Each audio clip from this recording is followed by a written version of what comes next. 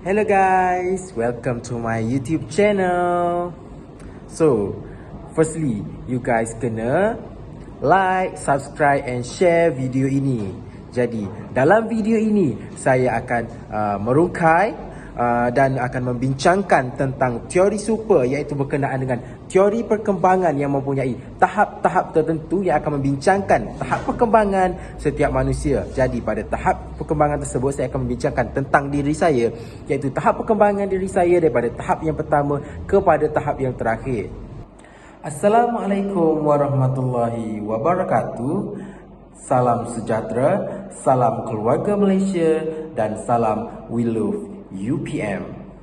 Jadi, tanpa melengahkan masa, saya akan memperkenalkan sedikit mengenai diri saya kepada para peminat semua. Saya tahu para peminat semua sudah menunggu tentang konten saya pada kali ini. Jadi, nama diberi Muhammad Akil bin Cik Soh. Saya merupakan pelajar tahun 2 di Universiti Putra Malaysia yang mengambil bahagian dalam jurusan Pendidikan, Bimbingan dan Kaunseling.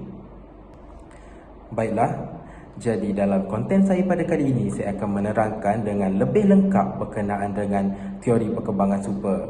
Untuk pengetahuan para penonton semua, teori perkembangan super merupakan teori perkembangan kerjaya yang menerangkan dengan lebih terperinci berkenaan dengan tahap-tahap perkembangan kerjaya yang berlaku dalam diri setiap manusia. Jadi, teori perkembangan kerjaya super ini mempunyai 5 peringkat dalam setiap manusia. Peringkat pertama iaitu peringkat pertumbuhan, seterusnya adalah peringkat penerokaan, peringkat pengukuhan, peringkat pengekalan dan peringkat penurunan. Peringkat yang pertama dikenali sebagai peringkat pertumbuhan. Peringkat ini berlaku antara jarak umur 0 kepada umur 14 tahun. Jadi, pada peringkat ini saya mempunyai minat saya yang mendalam dalam bidang percakapan, iaitu membuatkan saya memilih cita-cita sebagai seorang peguam. Hal ini demikian kerana saya mempunyai bakat yang sangat mendalam dalam bidang percakapan, kerana saya telah mewakili sekolah dalam pertandingan-pertandingan seperti pertandingan debat, pidato, syarahan dan sebagainya. Bukan itu sahaja, tetapi saya juga sangat berminat ke arah politik. Hal ini terselah apabila saya banyak mengambil bahagian dalam bidang politik, seperti saya bergaul dengan orang-orang sekeliling saya, seperti orang kampung saya. Saya banyak membantu mereka dalam membuat kerja-kerja amal dan ataupun kerja-kerja sukarelawan dalam bidang politik.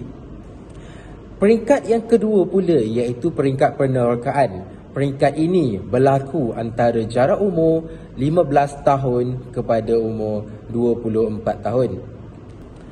Pada peringkat umur ini, saya sudah tidak lagi berminat ke arah guaman.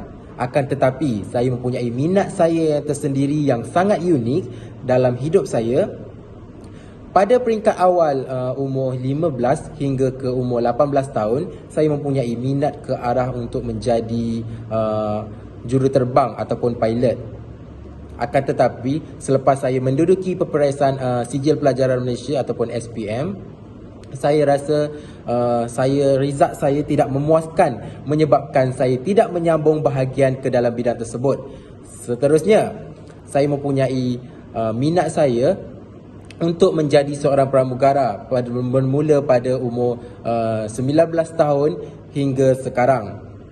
Saya sangat berminat untuk meneroka dan terbang ke sana ke sini untuk mencari segala maklumat dan melihat pemandangan alam semesta yang sangat luas.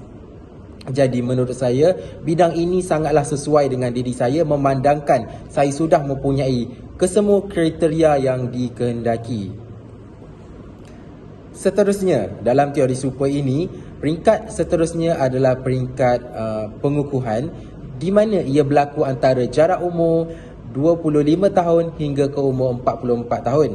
Pada peringkat ini, saya mempunyai minat saya yang tersendiri, iaitu minat saya untuk menjadi seorang usahawan yang terkenal ataupun sebagai jutawan yang kaya raya.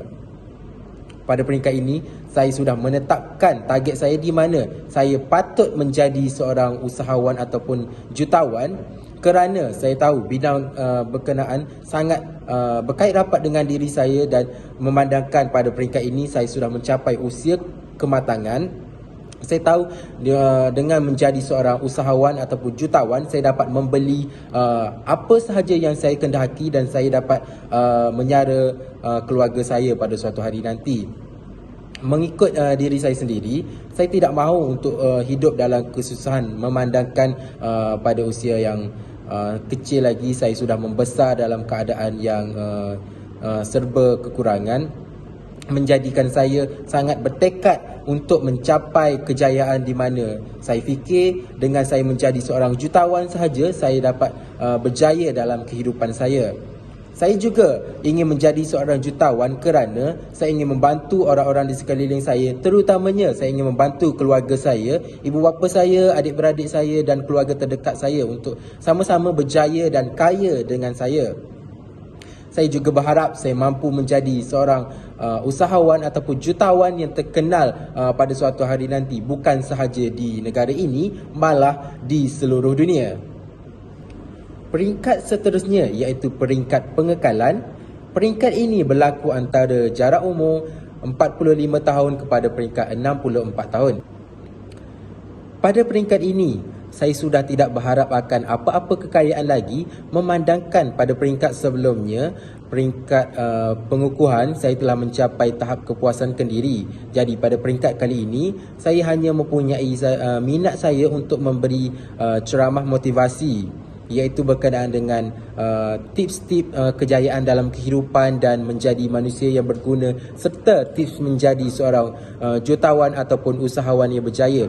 Saya juga berharap dengan memiliki kelebihan yang saya ada dalam bidang percakapan, bidang perniagaan, saya berharap agar saya dapat membantu orang sekeliling saya untuk sama-sama berjaya dan kaya seperti mana yang telah saya rasai. Akhir sekali, iaitu pada peringkat penurunan yang berlaku antara jarak umur 65 tahun dan ke atas. Pada peringkat kali ini, saya sekadar berharap saya ingin menjadi seorang manusia yang berguna, dan saya akan hidup dengan tenang bersama orang-orang yang saya sayang, iaitu keluarga saya di sekeliling saya. Oleh yang demikian, saya berharap agar pada peringkat pertama hinggalah peringkat terakhir ia berlaku dengan tenang dan mengikut flow yang saya inginkan. Maka dengan ini berakhirlah perkongsian saya pada hari ini, serba sedikit mengenai konsep teori super yang menerangkan tentang perkembangan kerjaya dan peringkat-peringkat perkembangannya. Sekian, terima kasih.